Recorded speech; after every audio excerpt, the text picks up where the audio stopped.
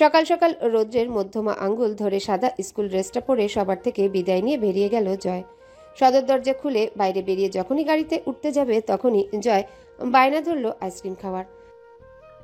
এখন না তোদের স্কুলের সামনে থেকে কিনে দেব, এখন দেরি হয়ে যাবে, জলদি গাড়িতে গিয়ে বস। না না মেজো ভাইয়া, তুমি এক্ষুনি কিনে দিবে। যদি না দাও তাহলে আমি এখানে বাবু হয়ে বসে পড়বো, তখন তো আরো দেরি হয়ে যাবে। তখন কি করবে? জয়ের কথা শুনে রৌদ্র কোমরে হাত রেখে জয়ের দিকে তাকালো। কিছুক্ষণ চেয়ে থেকে অগত্যা রাজি হয়ে গেল। জয়কে দাঁড়িয়ে থাকতে বলে নিজে আইসক্রিম আনতে গেল, কিন্তু জয় তো নাছরবান্দা, সেও যাবে। জয়ের পিছু পিছু সেও গেল। রাস্তা পার হয়ে দোকান থেকে আইসক্রিম কিনে জয়ের হাতে দিতেই জয় খুলে খাওয়া শুরু করলো। রৌদ্র তার মানিব্যাগটা থেকে টাকা বের করে যখনই দিতে যাবে তখনই রৌদ্রের পাশে আরেকটা হাত দেখতে পেল। সেও 100 টাকার একটা নোট বাড়িয়ে দিয়ে বলল, আইসক্রিমের টাকাটা এখান থেকে রাখুন। পরিচিত কণ্ঠ পেয়ে রৌদ্র ঘাড় ঘুরিয়ে পাশে তাকিয়ে জোসেফকে দেখে অনেকটাই অবাক হয়ে গেল। জোসেফ মুচকি হেসে বাকি টাকাটা নিয়ে পকেটে রেখে বলল, কিরে অমন হ্যাঁ করে আছিস কেন? তুই এখন এখানে? রৌদ্র অবাক হয়ে কথাটা বলতে জোসেফ হেসে ফেলল। জয়ের দিকে তাকিয়ে হাই দিয়ে পুনরায় রৌদ্রের দিকে তাকালো। কেন, এখানে থাকলে কি কোনো সমস্যা? আরে হঠাৎ করে বাবা অসুস্থ হয়ে গেল, তাই আমাকেও তড়িঘড়ি করে চলে আসতে হলো। এই কয়দিন এত ব্যস্ত ছিলাম যে তোর সাথে যোগাযোগের সময় পাইনি। আজকে এই দিকটায় একটা কাজ ছিল, তাই এই জন্য আসছিলাম। আর দেখ, তোর সাথে দেখাও হয়ে গেল। তা তোর বাসা কি এখানেই? হ্যাঁ, ওই তো আমার বাসায় চল, তোকে সবার সাথে পরিচয় করিয়ে দেব। কার সাথে পরিচয় করিয়ে দিবি তোর প্রিয় মানুষটার সাথে? আচ্ছা, তুই কি দিয়ে তৈরি বলতো? চোখের সামনে তাকে দেখেও এতটা শক্ত কিভাবে আছিস? জোসেফের কথায় রৌদ্রের হাসি মুখটা কিছুক্ষণের জন্য মলিন হয়ে গেল, কিন্তু পরক্ষণে আবারও একটা হাসি দিয়ে বলল, ওসব বদলে চল, তোকে সবার সাথে পরিচয় করিয়ে দেই। না, আজকে নয়, অন্যদিন। তবে তুই এখন আমার সাথে যাবি না, আমি কোনো কথা শুনবো না। আরে কিন্তু এখন কিভাবে? আমি তো জয়কে স্কুলে নিয়ে যাচ্ছি। একদিন স্কুলে না গেলে কিছু হবে না। আর বন্ধু হই তোর, আমি আমার জন্য একটা দিন বার করতে পারবি না? এই তোর বন্ধুত্ব? জোসেফের চতুর কথায় রৌদ্র থেমে গেল। মুচকি হেসে সায় জানিয়ে জোসেফের দিকে তাকালো। রৌদ্রকে কথাটা বলে জোসেফ জয়ের দিকে তাকালো। ততক্ষণে জয়ের আইসক্রিম খাওয়া শেষ হয়ে গেছে, আর ওদের দিকে হাঁ করে তাকিয়ে ওদের কথা শুনছে। জোসেফ জয়ের দিকে তাকিয়ে বলল, যাও, আজকে তোমার ছুটি। আজকে আর স্কুলে যাওয়া লাগবে না, বাসায় যাও। জয় খুবই তীক্ষ্ণ চোখে জোসেফের দিকে তাকিয়ে আছে। কেন জানি ওর খুব চেনা চেনা লাগছে লোকটাকে। মনে হচ্ছে সামনে দাঁড়ানো লোকটাকে সে আগেও দেখেছে, কিন্তু কোথায়? ছোট্ট মাথায় একটু চাপ দিতে মনে পড়ল, হ্যাঁ, অনেকদিন আগে এই লোকটিকে সে শশীর সাথে কথা বলতে দেখেছিল। কিন্তু এই লোক মেজো ভাইয়ার বন্ধু হলো কিভাবে? কথাটা ভেবে যখনই রৌদ্রকে বলতে যাবে দেখলো জোসেফ ততক্ষণে রৌদ্রকে টেনে গাড়িতে বসিয়ে দিয়েছে। রৌদ্র বারবার নিষেধ করা সত্ত্বেও শুনল না। জয় বাইরে থেকে ডাকলেও ভিতরে শোনা যায়নি। গাড়িও ততক্ষণে স্টার্ট দিয়ে দিয়েছে। জয় আর কিছু না ভেবে গাড়ির পিছনের ডিকিতে উঠে বসলো। যে করেই হোক মেজো ভাইয়াকে জানানো লাগবে যে এই লোকটাকে সে চেনে। ওই যে সামনের ওই কালো গাড়িটাই। ইমরান ভাইয়া, আপনি আর একটু জোরে চালান। শশীর কথাটা শুনতেই ইমরান গাড়ির স্পিড বাড়িয়ে দিল। গাড়িটা বেশ দূরে আছে, মাঝে আরো গাড়ি। একটু এদিক সেদিক হলেই গাড়িটা হারিয়ে যেতে পারে। পেটের বাম পাশটায় বেশ খানিকটা ব্যথা করছে, তবে সেদিকে অতটা গুরুত্ব দিচ্ছে না। শশী দাঁতে দাঁত চেপে সহ্য করে নিচ্ছে। ইমরান গাড়ির গতি বাড়িয়ে বেশ খানিকটা কাছে নিয়ে আসলো। সামনের আয়নায় শশীকে একবার দেখে নিয়ে শশীর উদ্দেশ্যে বলল, ম্যাম, আপনার আসা মোটেও উচিত হয়নি। আমি এতবার নিষেধ করলাম, আপনি শুনলেন না। এখন যদি কিছু হয়ে যায় আমি স্যারকে কি জবাব দেব? ইমরানের কথা শুনে শশী সোজা হয়ে বসলো। বাম হাতে ব্যথা করা জায়গাটায় চেপে ধরে জোরে শ্বাস নিয়ে বলল, এত বেশি কথা কেন বলেন ভাইয়া? আপনি গাড়িটার দিকে নজর রাখেন, আমি ঠিক আছি। গাড়িটাকে কিছুতেই আড়াল করা যাবে না। কথাটা বলে শশী পুনরায় রৌদ্রের নাম্বারে কল দিল, কিন্তু ফোন বরাবরের মতোই বন্ধ। এতবার কল দেওয়ার পর বন্ধ পাওয়ায় রেগে হাতের ফোনটা নিচে আছাড় মারল শশী। সাথে সাথে ফোনের স্ক্রিনটা ফেটে লম্বা আড়াআড়ি একটা দাগ পড়ে গেল। মাথাটা কালো কাপড়ে মোড়ানো, হাত দুটো মোটা দড়ি দিয়ে বেশ শক্তভাবে বেঁধে টানতে টানতে সামনের দিকে নিয়ে যাওয়া হচ্ছে ওসমানকে। কপালের কোণ থেকে তাজা রক্ত গড়িয়ে পড়তে পড়তে শুকিয়ে গাঢ় খয়েরি আকার ধারণ করেছে। দুই দলের মধ্যে বেশ বড়সড় একটা গোলাগুলি হয়েছে। বেশ কয়েকজন সৈনিক নিহত আহত হয়েছে, আর সকলেই বেশ আঘাত পেয়েছে। তবে শেষ ওসমানকে ধরতে পেরেছে, এটাই বড় কথা। সমুদ্রের পায়ে গুলি লেগেছে বিধায় হাঁটতে বেশ কষ্ট হচ্ছে, তবুও হেঁটে সামনের দিকে যাচ্ছে। জঙ্গল পার হলেই বর্ডারের কাছে ওদের হেড অফিসের সবাই আছে। যোগাযোগের কোনো মাধ্যম না থাকায় কাউকে ইনফর্ম করতে পারছে না। দিনের আলো ফুটে গিয়েছে, তবুও জঙ্গলের মধ্যে কেমন একটা গুমট ভাব। ওসমানও বেশ আঘাত পেয়েছে। সামনের সৈনিক দড়ি ধরে হ্যাচকা টানতেই নিচে পড়ে গেল। সমুদ্র চোখের ইশারায় ওসমানকে তুলতে বলল। অন্য একজন পিছন থেকে জামার কলার ধরে টেনে দাঁড় করিয়ে দিল। বেশ খানিক দূর যাওয়ার পর আচমকাই সমুদ্র থেমে গেল। কেমন শক্ত হয়ে দাঁড়িয়ে আছে। দলনেতাকে দাঁড়িয়ে যেতে দেখে সকলে দাঁড়িয়ে পড়ল। পেছনে তাকিয়ে সমুদ্রের পায়ের দিকে সকলে আতঙ্কিত চোখে তাকালো। বাম পায়ের নিচে যেন সাক্ষাৎ মরণ। সমুদ্র কেমন শক্ত হয়ে দাঁড়িয়ে আছে। যে প্রথম থেকে সবাইকে সতর্ক করছিল এটার থেকে সাবধান থাকতে, শেষে কিনা সেই বিপদে পড়ল। সামনে থেকে একজন নরম কণ্ঠে বলল। সমুদ্র শক্ত কাটকাট গলায় বলে উঠল, কিচ্ছু হয়নি তোমার, সামনে এগিয়ে যাও। ওকে সাবধানে স্যারের হাতে তুলে দেবে, তারপর বাংলাদেশ আর্মি ওকে পাকিস্তান পুলিশের কাছে হস্তান্তর করবে। মনে রেখো, এটা তোমার দায়িত্ব। আরে হ্যাঁ, আমার চিন্তা করো না। দেশ থেকে এমন জঞ্জাল দূর করতে কিছু প্রাণের অহেতুক দিতেই হয়। বললাম তো, আমার কিচ্ছু হয়নি। তোমরা এগিয়ে যাও, তোমাদের দায়িত্ব পালন করো। সকলে সমুদ্রকে স্যালুট দিয়ে ওসমানকে নিয়ে সামনের দিকে এগিয়ে গেল। চোখে পানি টলটল করলে উপরে সেটা প্রকাশ করল না। সমুদ্র ওদের দিকে তাকে একটা প্রাপ্তির হাসি দিয়ে ওদের সামনে এগিয়ে যাওয়ার অনুমতি দিল। ওসমানকে নিয়ে সকলে সামনের দিকে চলে গেল। শুধু দাঁড়িয়ে থাকলো এক সমুদ্র। কেননা ওখান থেকে এক চুল নড়লেও মৃত্যু অবধারিত। নিস্তব্ধ এই ঘন জঙ্গলে পশু পাখি আর কিছু মৃতদেহ ছাড়া কেউ নেই। এতক্ষণে হয়তো কিছু ক্ষতবিক্ষত দেহগুলো কারো খাবারে পরিণত হয়েছে। আকাশের দিকে তাকিয়ে লম্বা একটা শ্বাস নিল সমুদ্র। চোখটা বন্ধ করে মাথাটা নিচু করে নিল। চোখের কোণে পানি জমেছে, তবে এটা মৃত্যুর ভয় নয়। কাউকে দেওয়া কথা না রাখতে পারার ভয়, কারো থেকে ক্ষমা না পাওয়ার ভয়। নিজেকে ভীষণ রকম অসহায় লাগছে। বীর সাহসী একজন সৈনিকও নিজেকে অসহায় ভাবছে। হ্যাঁ, আজকেই সমুদ্র অসহায়, ভীষণ রকমের অসহায়, অপারক সে। আশা ভরা চোখে সামনের দিকে তাকালো, শুধুমাত্র একটা প্রাণের আশায়। কিন্তু না, কেউ নেই, সবটা শূন্য। চোখটা বন্ধ রেখে বিড়বিড় করে বলল, আমায় ক্ষমা করো না শশী, আমি তোমায় দেওয়ার কথা রাখতে পারলাম না। কথা দিয়েছিলাম মৃত্যুকে হারিয়ে ঠিক তোমার কাছে ফিরে আসব, কিন্তু মৃত্যুকে হারানো যে বড়ই কঠিন। মৃত্যু এক অপ্রিয় সত্যি, যেটা মেনে নিতে হবে। অপেক্ষা করো না, নিজেকে সামলে নিও। কথাগুলো বলেই আস্তে আস্তে পাটা সরিয়ে নিল সমুদ্র। বিকট শব্দে জঙ্গলটা যেন কেঁপে উঠল। জঙ্গলের মাঝ থেকে সাদা কালো ধোঁয়ায় চারিদিক ছেয়ে গেল, সাথে বিদঘুটে গন্ধ। বিধ্বস্ত অবস্থায় হসপিটালে চেয়ারে বসে আছে শশী। হাতের কনুই থেকে তাজা রক্ত বেয়ে পড়ছে। কপালের কোণে কাটা জায়গা থেকে রক্ত ঝরতে ঝরতে শুকিয়ে গেছে। ফোলা পেটটার মধ্যে থাকা ছোট্ট প্রাণটাও বোধহয় মায়ের ব্যথা সহ্য করতে না পেরে তুলকালাম কাণ্ড বাঁধিয়ে ফেলেছে। এত এত যন্ত্রণার মাঝেও শক্ত হয়ে নড়াচড়াবিহীন স্তব্ধ হয়ে বসে আছে, যেন কোনো ব্যথায় তাকে কাবু করতে পারছে না। চোখ থেকে পানি গড়িয়ে পড়তেও যেন তার কাছে অনুমতি চাইছে। ঠিক তখনই হসপিটালে লাগানো মাঝারি সাইজের টিভির মধ্যে চলতে থাকা খবরের চ্যানেলের মেয়েটা সমস্ত নীরবতা ভেঙে বলে উঠল, পাকিস্তানের পলাতক টেরোরিস্ট ওসমান বাংলাদেশ বর্ডারের কাছ থেকে আর্মিদের কাছে ধরা পড়েছে। এতে অনেক সৈনিক নিহত এবং আহত হয়েছে। এইমাত্র পাওয়া খবরে জানা গেছে উচ্চ পদস্থ অফিসার এবং এই মিশনের লিডার সমুদ্র বোমা হামলায় নিহত হয়েছে। তার পুড়ে যাওয়া ক্ষত বিক্ষত বডি আর্মিরা উদ্ধার করেছে। এইটুকুই কানে গেল।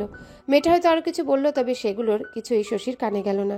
মাথার মধ্যে ভন ভন করে ঘুরছে, কানের মধ্যে কেমন শোষো আওয়াজ করছে। পেটের ব্যথাটাও এবার সহ্যের সীমানা পার করে ফেলল, তবু একটুও শব্দ করল না। ক্লান্ত চোখের পাতাটা ফেলতেই এক ফোঁটা পানি গড়িয়ে পড়ল গাল বেয়ে।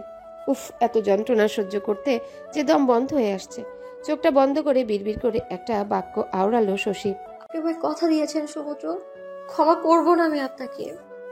কালো রঙের গাড়িটা বেশ বড়সড় একটা বাড়ির সামনে এসে থামলো। জোসেফ রৌদ্রকে গাড়ি থেকে নামিয়ে নিয়ে বাড়িটার ভেতর প্রবেশ করলো। গাড়ি থেমে গেছে ভেবে জয় ও ডিকি থেকে বের হলো। হাঁটু মোড়া দিয়ে গাড়ি থেকে নেমে হাঁটু আর প্যান্ট ভালো মতো ঝেড়ে নিল। সাদা ইউনিফর্মটাই ধুলোয় লেগে গেছে। ভালো মতো ঝেড়ে ঝুড়ে সামনের দিকে তাকালো। কাঁধের স্কুল ব্যাগটা কাঁধ থেকে একটু ঢিলা করে আশেপাশে তাকালো। এই যা, মেজো ভাইয়া কোন দিকে গেল? ওই লোকটার সাথে এখন কিভাবে বুঝবো? চারিপাশে বেশ ভালো মতো তাকালো জয়। এদিকটায় মানুষজন বেশ কম। সামনে বড় একটা বাড়ি, হয়তো বাড়িটার ভিতর গিয়েছে। তবে গেটের সামনে দুজন দারোয়ান দাঁড়ানো। জয় সেদিকে গিয়ে দারোয়ানের সামনে দাঁড়িয়ে বেশ সোজাভাবে বলল, আমার মেজো ভাইকে দেখেছেন? জয়ের কথায় দারোয়ান অতটা গুরুত্ব দিল না। ভাবল ছোট মানুষ হয়তো হারিয়ে গেছে, এজন্য তিনি বেশ নরম গলায় বলল, না, আমরা তোমার মেজো ভাইয়াকে দেখিনি। তুমি এখানে কেন বাবু? যাও, বাড়ি যাও। বাড়ি যাব কেন? আমি আমার মেজো ভাইয়াকে নিয়েই বাড়ি যাব। আর আমি জানি মেজো ভাই এই বাড়িতে গিয়েছে, আপনারা বলছেন না। এত বেশ অবাধ্য বাচ্চা। ভালো কথা বললাম, তবুও শুনলো না। কথাটা অপর দারোয়ানকে বলে জয়ের দিকে তাকালো। এই যাও তো, এত বেশি কথা বলো কেন? আর এখানে তোমার ভাই নেই, যাও। জয়ের বেশ রাগ হলো, তবে কিছু বলল না। বাধ্য ছেলের মতো গেটের সামনে থেকে চলে গেল। কিন্তু ওর মাথায় ঘুরছে অন্য চিন্তা, কোনো দুষ্টু বুদ্ধি। এখন কি হবে? আমি এত করে বললাম ইমরান ভাই আপনি আমার দিকে ধ্যান না দিয়ে ওই গাড়িটাকে ফলো করেন, শুনলেন না আপনি আমার কথা? এখন তো গাড়িটাকে হারিয়ে ফেললাম, কোন দিকে গেল সেটাও জানি না। আমরা গাড়িটা পরেও খুঁজতে পারবো, কিন্তু আপনি তো অসুস্থ হয়ে পড়ছেন ম্যাম। এখন আমাদের হসপিটালে যাওয়া প্রয়োজন। এটা কি ধরনের কথা বলছেন ইমরান ভাইয়া? ওই গাড়িতে জয় আছে, এতক্ষণে ওর কিছু হয়ে গেল কিনা সেটাও জানি না। রুদ্র ভাইয়ার ফোনটাও বন্ধ আসছে। সমুদ্র যাওয়ার আগে আমাকে ওদের দায়িত্ব দিয়ে গেছে। আমি কিভাবে ওদের কথা বলে নিজের কথা ভাবি? আমি ঠিক আছে, আপনি প্লিজ কারো কাছে জিজ্ঞেস করে দেখেন না ওই গাড়িটা দেখেছে কিনা। শশীর কথা শুনে হতাশ শ্বাস ফেলে গাড়ি থেকে নেমে দাঁড়ালো ইমরান। ম্যামও ঠিক তার স্যারের মতোই জেদি। মেন রোডে গাড়িটাকে নজরে রেখেছিল, কিন্তু হঠাৎ করে গাড়িটা ডান দিকে মোড় নিয়ে একটা গলির মধ্যে চলে গেল। সামনে আরো অন্য গাড়ি ছিল বিধায় ওদের গাড়িটা বেশ পেছনে পড়ে গিয়েছে। তবে যখন ওরা গলির মধ্যে গেল, বেশ কিছু যাওয়ার পরে সামনে দুটো রাস্তা যা দুদিকে চলে গেছে। কালো গাড়িটা ঠিক কোন দিকে গেছে এটা ওদের অজানা। ইমরান গাড়ি থেকে নেমে আশেপাশে তাকালো। বড় বড় বিল্ডিং ছাড়া তেমন কিছুই নেই। সামনে থেকে যদি আরো একটা গাড়ি আসে তাহলে রাস্তা বন্ধ হয়ে যাবে। গলির মধ্যে দিয়ে এতটাই জায়গা। ইমরান পুনরায় গাড়িতে এসে বসে শশীর দিকে তাকালো। শশী পেটের ব্যথায় একদিকে কাত হয়ে হেলান দিয়ে আছে। ইমরান একটা দীর্ঘশ্বাস নিয়ে বলল, ম্যাম, এই পাশের রাস্তাটা বন্ধ, কাজ চলছে। তাহলে আমাদের এই রাস্তা দিয়ে যাওয়া উচিত। আপনি গাড়ি স্টার্ট দেন ইমরান ভাইয়া। বাইরে থেকে বাড়ির মতো মনে হলো, আসলে এটা বাড়ি নয়, কোনো গুদাম ঘর। ভেতরে অনেকটা জায়গা নিয়ে ছোট ছোট কাঠের বাক্স সাজানো, আর তার সামনে বস্তা সাজানো। জোসেফ রৌদ্রকে নিয়ে ভিতরে আসতে রৌদ্র অবাক হয়ে আশেপাশে দেখলো। কৌতূহল নিয়ে জোসেফকে জিজ্ঞাসা করলো, এটা কোন জায়গা? তুই না বললি তোর বাসায় যাবি, তাহলে এটা? রৌদ্রের কথায় জোসেফ বাঁকা হাসি দিয়ে রৌদ্রের কাঁধে নিজের হাত রেখে বলল, আর এত তাড়া কিসের? আগে ভিতরে চল, তারপর আপনা আপনি সবটা জেনে যাবে। জোসেফের কথাটা রৌদ্রের তেমন পছন্দ হলো না। কাঁধ থেকে জোসেফের হাত সরিয়ে বলল, আজকে নয়, অন্য কোনো দিন আসবো। এখন আমাকে যেতে হবে। জয় বাসায় গিয়ে কিনা তাও জানি না। তুই আমার ফোনটা দে, আমি বাড়িতে যাব। আরে যাবে যাবে, এ তো তারা কিসের? প্রথমবার আসলে কোনো আপ্যায়ন ছাড়াই যেতে দেব? তা আবার হয় নাকি? জানো না, অতিথি সম্মানীয় ব্যক্তি। পিছন থেকে আসা মেয়েলি স্বরে জোসেফ রৌদ্র দুজনেই সেদিকে তাকালো। মালবিকাকে দেখে জোসেফ বাঁকা হাসি দিলেও রৌদ্র অবাক চোখে মালবিকার দিকে চেয়ে আছে। এই মহিলাকে ও চেনে, মায়ের কাছ থেকে জেনেছে চাচ্চুর সাথে এই মহিলার সম্পর্ক ছিল। তবে সেটা অর্ধেক, পুরো সত্যিটা সমুদ্র থেকে শোনা, যেটা ওর মায়েরও অজানা। মালবিকাকে দেখে রৌদ্র রাগী চোখে তাকিয়ে বলল, আপনি এখানে? আর জোসেফ, এই মহিলা এখানে কি করছে? ওকে আমার সামনে থেকে সরে যেতে বল, নয়তো আমার হাত কেন খুন হয়ে যাবে। কথায় বলে নরম মনের মানুষের রাগ ভয়ঙ্কর হয়, তবে তারা সেটা প্রকাশ করে না। সবসময় যারা চুপ করে থাকে, রাগলে তারা ভয়ঙ্কর রূপ ধারণ করে। রৌদ্র ঠিক সেই রকম। রৌদ্রের এমন কথা শুনে মালবিকা হেসে সামনে রাখা চেয়ারে বসলো। অতঃপর বাঁকা হেসে বলল, এত রাগ? কিন্তু আমার জানা মতে তুমি তো রাগ করতেই পারো না। তবে তোমার রাগ করাটা স্বাভাবিক। আসলে তুমি না ঠিক অভিকের মতো হয়েছো, প্রচন্ড বোকা। স্বল্প কথায় যে কাউকে বিশ্বাস করে ফেলো। সে কে, তার পরিচয় কি, এসবের কোনো খোঁজ না নিয়ে বন্ধুত্ব করে ফেলো। তবে তোমার বড় ভাই সম্পূর্ণ আলাদা, এর জন্যই তো ওকে শেষ করতে আমার এত পরিকল্পনা করতে হলো। মালবিকার কথা শুনে রৌদ্র রেগে তেড়ে এসে মালবিকার সামনে দাঁড়িয়ে বলল, কি করেছেন আমার ভাইয়ের সাথে? তেমন কিছু করিনি, শুধু আস্তে করে আমার রাস্তা থেকে সরানোর ব্যবস্থা করেছি। এতক্ষণে হয়তো সরেও গেছে। ঠিক তোমার বাবা কাকাকে যেভাবে আমার রাস্তা থেকে সরিয়েছিলাম তেমন ভাবে। রাগে রৌদ্রর মুখ লাল হয়ে গেছে, পুরো শরীর কাঁপছে। তবে মালবিকার কথা শুনে রৌদ্র অবাক হলো। ওর বাবার চাচ্চুর মৃত্যুর পিছনে এর হাত ছিল, কই ও তো জানে না। তাই রৌদ্র বুঝতে না পেরে বলল, মানে?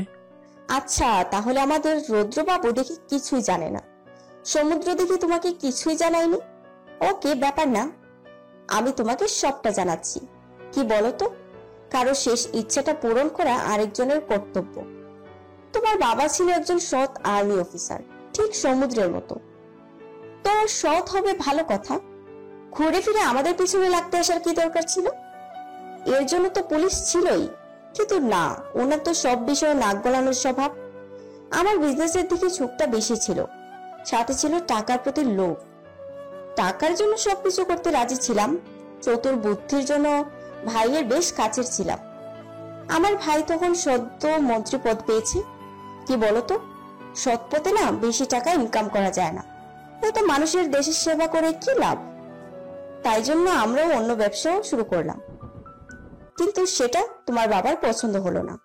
মেয়েদের এভাবে পাচার হওয়া, দেশে অবৈধ অস্ত্র আসা, এসব কোনো সৎ অফিসারের পছন্দ হয় বলো? যাই হোক, তোমার কাকু তখন সদ্য ট্রেনিং শেষে জয়েন করেছে। সমুদ্র বেশ বড়, তুমি তো তখন নিতান্তই ছোট ছিলে। তোমার বাবার জন্য আমাদের বেশ অসুবিধা হচ্ছিল। সেই জন্য আমি একটা প্ল্যানিং করলাম।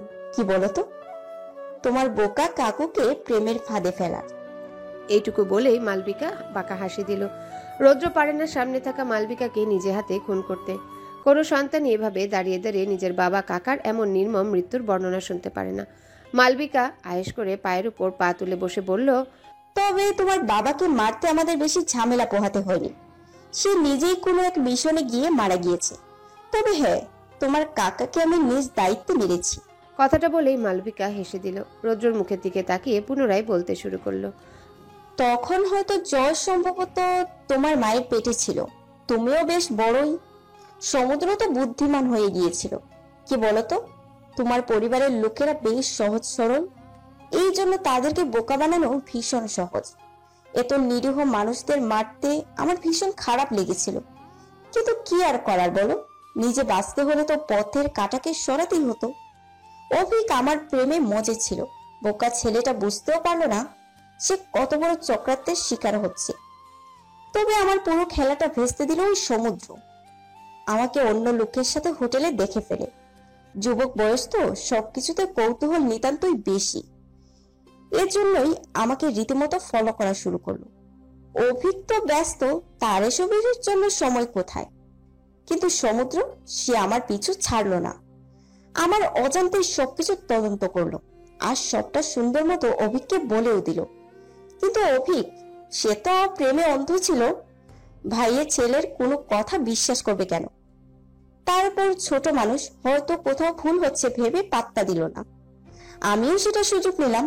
কিন্তু সমুদ্র, ও তো নাচর বান্দা, সবটা অভিককে বিশ্বাস করিয়ে তারপর দম নিল। এত বড় ধোঁকা অভিক মেনে নিতে পারিনি। আমার কাছে এসে হাত ধরে বলে, মালা, চলো আমরা কোথাও পালিয়ে যাই। এসব কিছুই লাগবে না, দুজনে ঠিক কোথাও না কোথাও নিজেদের ব্যবস্থা করে নিতে পারবো।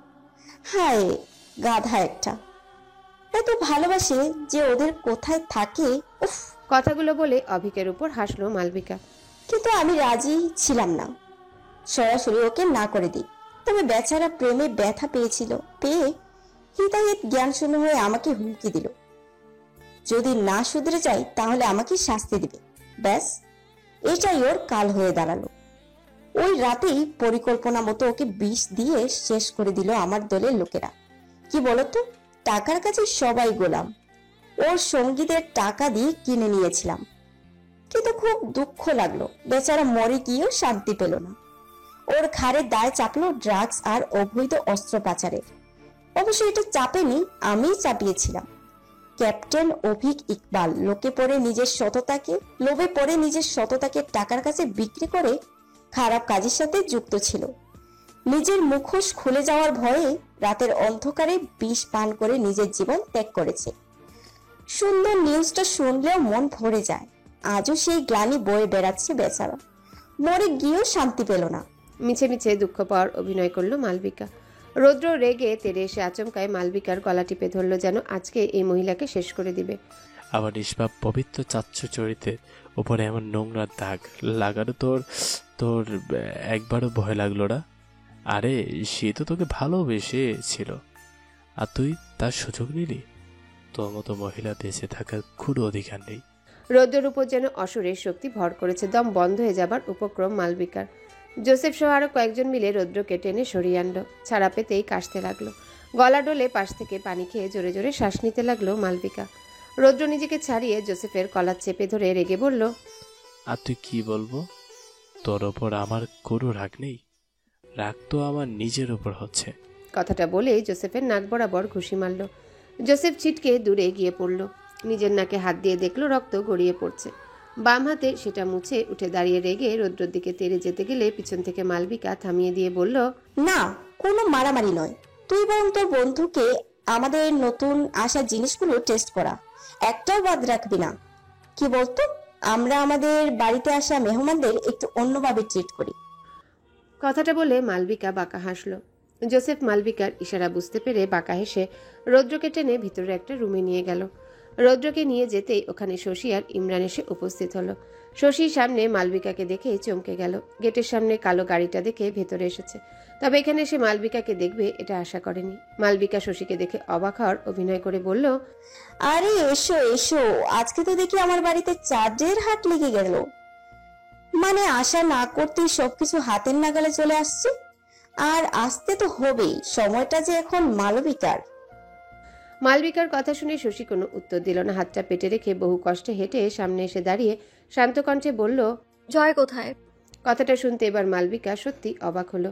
কেননা প্ল্যান মোতাবেক ওরা রৌদ্রকে এনেছে, জয়কে আনেনি। তাহলে এরা জয়ের কথা কেন জিজ্ঞাসা করছে? পরক্ষণে মালবিকা কিছু একটা ভেবে বাঁকা হেসে শশীর দিকে এগিয়ে গেল। শশীর ফুলে ওঠা পেটের উপর হাত রেখে শয়তানি হাসি দিয়ে বলল, কমাস চলে এখন। শশী কিছুটা পিছিয়ে এসে আতঙ্কিত গলায় বলল, খবরদার আমাকে ছোঁয়ার চেষ্টাও করবে না। ভালোই ভালোই বলুন জয় কোথায়? আরে আমি জানি না জয় কোথায়, কি বলতো, জানলেও বলতাম না। কথাটা বলেই বাঁকা হাসলো মালবিকা। পরক্ষণেই দুঃখী মুখ করে শশীর দিকে তাকিয়ে আফসোসে সুরে বলল, আহারে, বাচ্চাটার জন্য বড়ই দুঃখ হচ্ছে।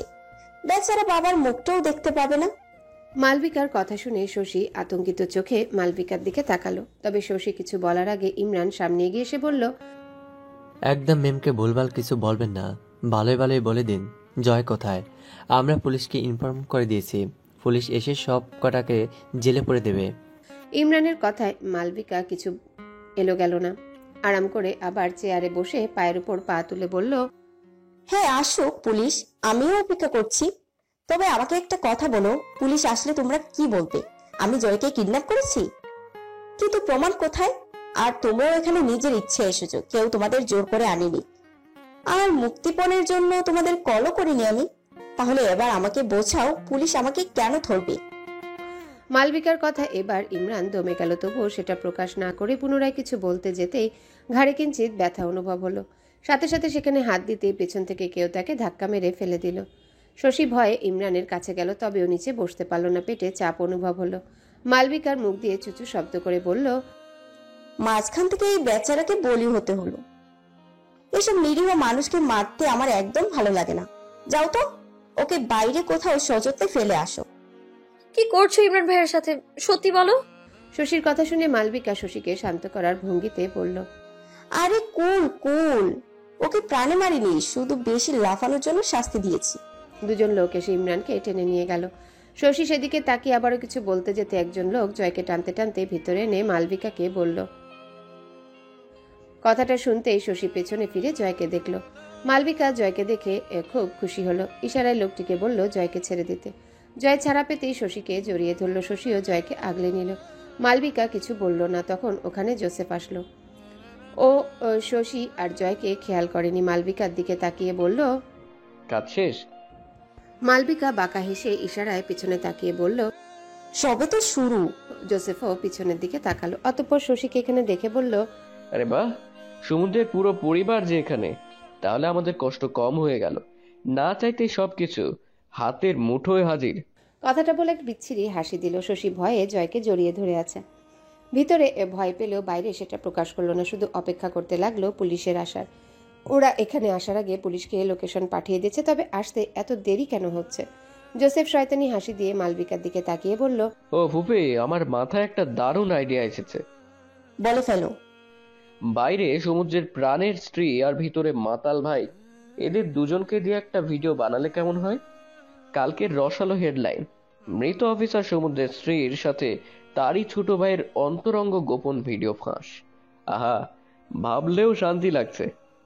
কথাটা বলেই জোসেফ আর মালবিকা হেসে উঠল। আরে না, এটা তো এখন ওসমানের, ওকে দিয়ে আমাদের কি কাজ? শশী চমকে ওদের দিকে তাকালো। তার মানে রৌদ্র ভাইয়া ওদের কাছে? শশী কাপা গলায় বলল, রৌদ্র ভাইয়া কোথায়, কি করেছেন ওনার সাথে? জোসেফ শশীর দিকে এগিয়ে এসে বলল, বাহ, স্বামীর থেকে তার বউয়ের জন্য চিন্তা দেখি বেশি। এই, আপনি ওর মেজো ভাইয়ের বন্ধু না? আমার ভাইয়া কোথায়? জয়ের কথা শুনে জোসেফ হাসলো, তবে কিছু বলল না। শশী কিছুই বুঝতে পারছে না। এই লোককে সে চেনে, তবে এই লোকটি যে ওই মহিলার আত্মীয় তা জানত না। মনে মনে ভয় পেলেও নিজেকে শক্ত রাখলো। এখানে ভয় পেলে হবে না, শক্ত হাতে এদেরকে প্রতিহত করতে হবে। জোসেফ ইশারা করতেই ভেতর থেকে রৌদ্রকে আনলো। রৌদ্র পুরোপুরি মাতাল, নিজের পায়ে দাঁড়াতে পর্যন্ত পারছে না। ঝাপসা চোখের সামনে তাকিয়ে আবছা আবছা শশী আর জয়কে দেখলো বোধহয়, তবে দেখেও কিছু করতে বা বলতে পারার মতো শক্তি ওর নেই। শশী রৌদ্রকে এভাবে দেখে আতঙ্কে চিৎকার করে নাম ধরে ডাকলো, তবে রৌদ্রর কোনো সাড়া নেই। মালবিকা জোসেফের দিকে তাকিয়ে বলল, সাবাস বেটা, এবার এটাকে সসম্মানে হাইওয়েতে চলন্ত গাড়ির সামনে ছেড়ে দাও। কথাটা শুনতে শশী চমকে উঠল। দৌড়ে রৌদ্রের কাছে যেতে গেলেও পারল না, পেটের মধ্যে ব্যথা করে উঠল। পেট ধরে মাঝপথে দাঁড়িয়ে পড়ল। জয় গিয়ে জোসেফের হাতে কামড় দিলে জোসেফ ধাক্কা দিয়ে জয়কে পাশে ফেলে দিল। সবাই রৌদ্রকে নিয়ে গাড়িতে উঠে চলে গেল। মালবিকা শশীর দিকে তাকিয়ে বলল, যাও, গিয়ে পারলে নিজের দেবরকে বাঁচিয়ে নাও, কেউ তোমাকে বাধা দিবে না, আমি কথা দিচ্ছি। আর আমি এখন বসে বসে আরাম করে তোমাদের পরিবারটাকে ধ্বংস হতে দেখব। তোমার স্বামী আমার অনেক ক্ষতি করেছে। শশী বুঝলো মালবিকাকে কিছু বলে লাভ নেই, এই মহিলার মায়া দয়া কম। শশী কোনো রকমে উঠে দাঁড়িয়ে বাইরের দিকে চলে গেল। জয় ওদের পিছু পিছু আগেই চলে গেছে। হাঁটতে অনেক কষ্ট হচ্ছে, তবুও বাইরে গিয়ে সিএনজি পেয়ে গেল।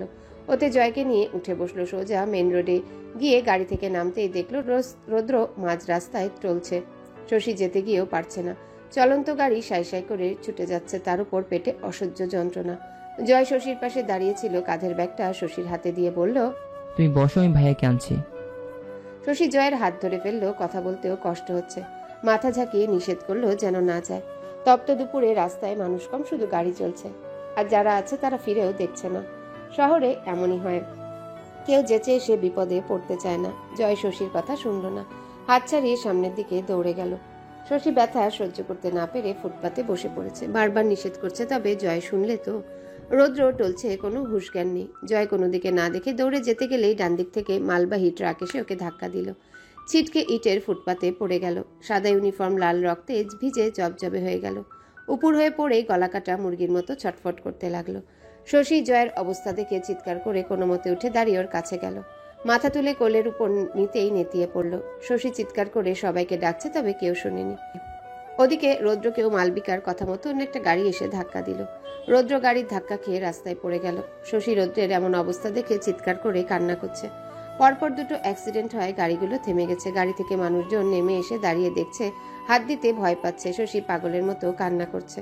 মাঝ রাস্তায় এমন জটলা দেখে ট্রাফিক পুলিশ ওখানে আসলো। বাইক থামিয়ে নেমে এসে ঘটনা দেখে দ্রুত একটা গাড়ি দেখে ওদের তিনজনকে গাড়িতে তুলল। জঙ্গল থেকে পুড়ে যাওয়া বডি সহ আরো কয়েকটি ডেড বডি উদ্ধার করেছে। শুকনো পাতার নিচে পুড়ে যাওয়া একটি বডি অবহেলায় পড়ে আছে, শরীরের একাংশ পুড়ে গেছে। ক্ষতে মাছিগুলো ভনভন করছে। ওসমানকে সঠিক জায়গায় পৌঁছে দিয়ে সৈন্যরা পুনরায় জঙ্গলে এসেছে তাদের সৈনিকদের বডি উদ্ধার করতে। একে একে বেশ কয়েকটা বডি উদ্ধার করা হয়েছে। সমুদ্রের বডিটা একপাশে শুকনো পাতার নিচে পড়ে আছে, পুরো শরীরের বেশ খানিকটা অংশ পুড়ে গেছে।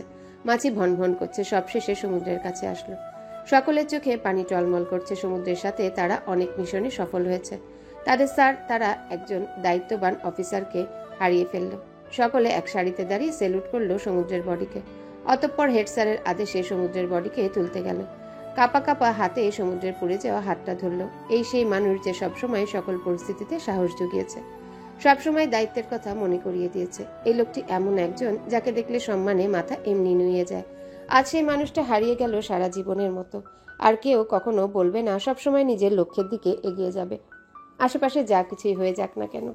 সৈনিকটি টলমল চোখে সমুদ্রের পোড়া মুখের দিকে তাকালো। অতঃপর দুজনে মিলে সমুদ্রকে তুলতে গেলে চমকে পুনরায় সমুদ্রের মুখের দিকে তাকালো। শুভ্র রঙা পাঞ্জাবি পরে সামনের দিকে হেঁটে যাচ্ছে সমুদ্র।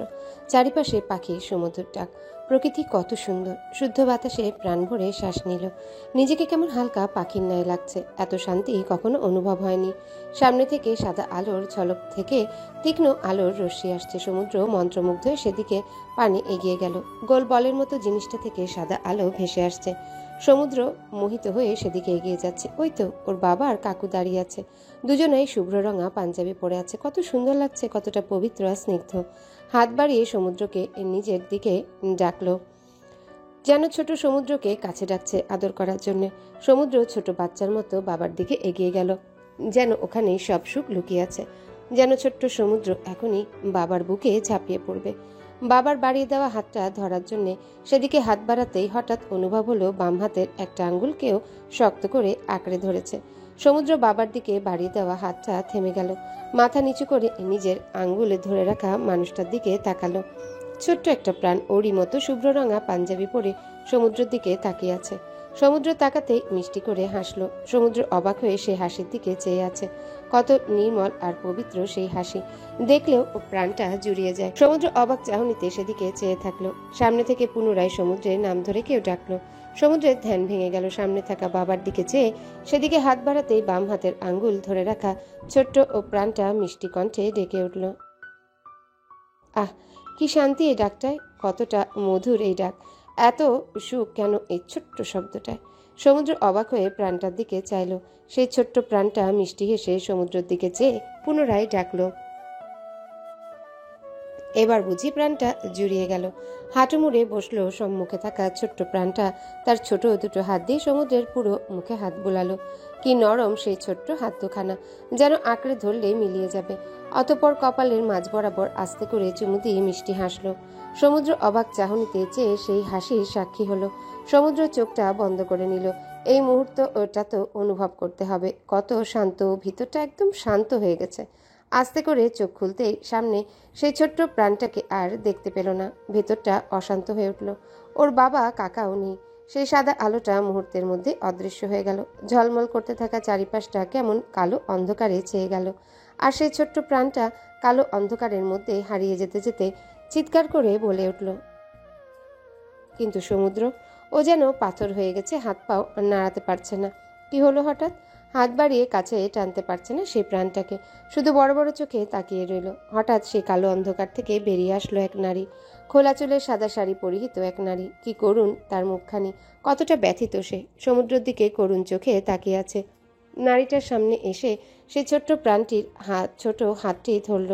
সমুদ্রের মনে হচ্ছে এই নারীটিকে সে চিনে, খুব কাছে থেকে চিনে, তার সবটাই ওর জানা। হ্যাঁ, সে আমার অর্ধাঙ্গিনী, আমার জীবনের অর্ধেক অংশ। কিন্তু তার এমন কঠিন রূপ কেন? সমুদ্র হতবিহ্বল হয়ে চেয়ে রইল সেদিকে। নারীটি সমুদ্রের সামনে এসে দাঁড়ালো। কঠিন কণ্ঠে কয়েকটা বাক্য আওড়ালো বোধহয়। সমুদ্র মন দিয়ে তা শুনছে। আপনি কথা রাখলেন না, কখনো ক্ষমা করবো না আমি আপনাকে। ব্যাস, কথাটা বলেই দুজনেই কালো অন্ধকারের দিকে পা বাড়ালো।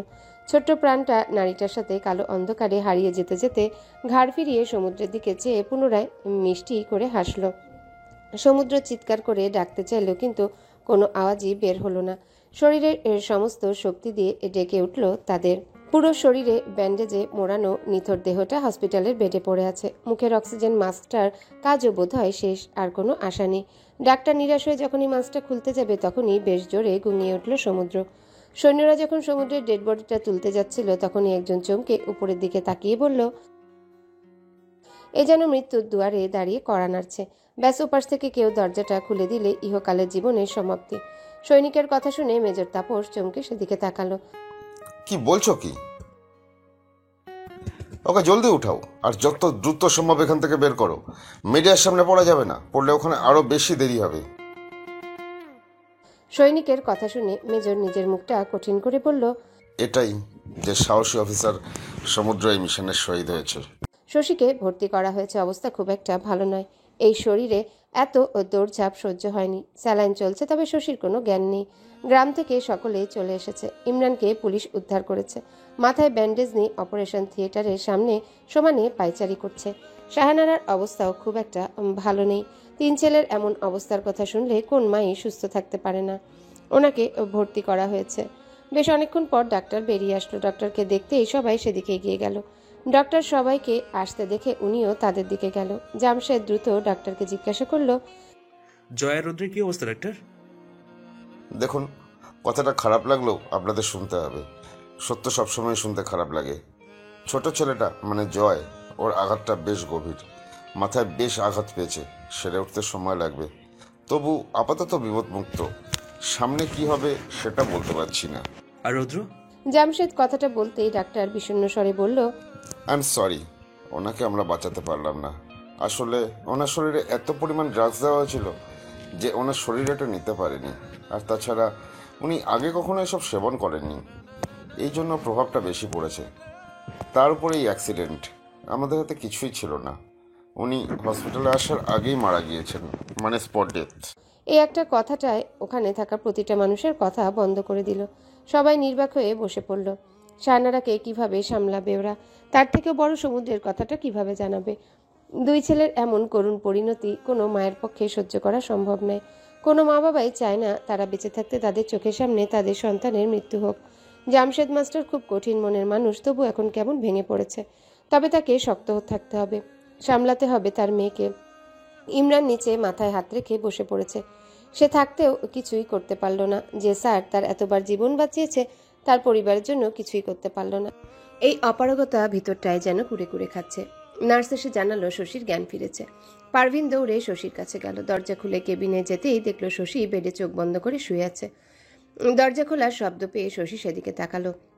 মাকে দেখে শুকনো এসে ইশারায় কাছে ডাকলো। মেয়ের এমন শান্ত ভাবটায় পারভিনের ভিতরে ভিতরে ভয় পেয়ে গেল। শশী তো জানে সমুদ্রের কথা, তারপরে এমন কিভাবে আছে। পারভিন কাছে গিয়ে শশীর পাশে বসে ওর মাথায় হাত বুলাতেই শশী মুখ খুলে ক্লান্ত স্বরে বলল, চিন্তা করো না মা, উনি এসে সবটা ঠিক করে দেবে। উনি যে কথা দিয়েছে আমায়, কথা রাখতে ওনাকে যে ফিরতেই হবে, এটা বিশ্বাস আমার। মেয়ের এমন ভাবনায় মুখে কাপড়ে আঁচল চেপে কেঁদে উঠল। পারভিন তার ছোট্ট মেয়েটা আর কত সহ্য করবে। জয়কে কেবিনে শিফট করা হয়েছে। ডাক্তার বলেছে জয় বিপদমুক্ত। কেবিনের দরজাটা ছোট হাতে ঠেলে ভেতরে প্রবেশ করলো জোনাকি। মাথায় পায়ে সাদা ব্যান্ডেজে মোড়ানো, মুখে অক্সিজেন মাস্ক লাগানো। জোনাকি আস্তে আস্তে জয়ের বেডের পাশে গিয়ে দাঁড়ালো। জয়ের দিকে বেশ কিছুক্ষণ চেয়ে থেকে ওখানে থাকা ছোট্ট টেবিলটায় হাতের মধ্যে থাকা লজেন্সগুলো রাখলো।